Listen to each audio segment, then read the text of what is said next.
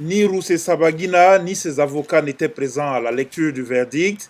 Ils ont boycotté les audiences depuis le mois de mars, dénonçant un procès politique rendu possible par son enlèvement organisé par les autorités rwandaises, ainsi que de mauvais traitements en détention.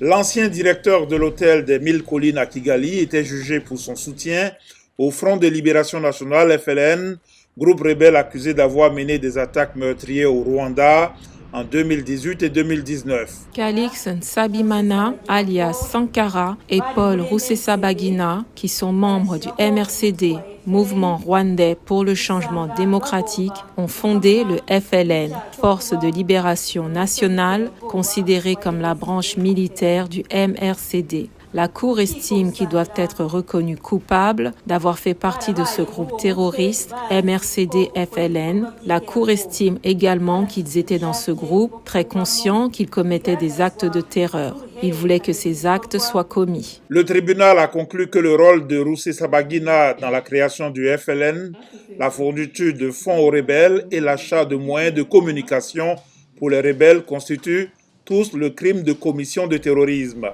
Après avoir été arrêté dans des conditions controversées à Kigali en août 2020, Paul Rusesabagina a été jugé avec 20 autres personnes de février à juillet pour 9 chefs d'accusation, dont celui de terrorisme.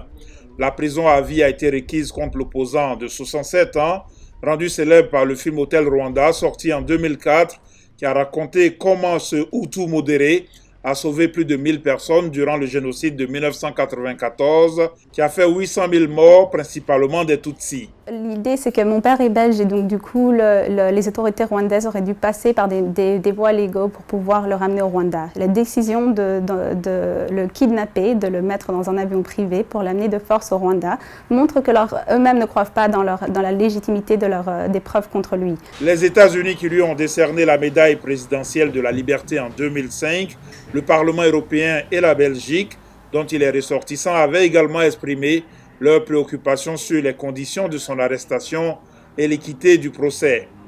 Paul Rusesabagina a participé à la fondation en 2017 du mouvement rwandais pour le changement démocratique, MRCD, dont le FLN est considéré comme le bras armé.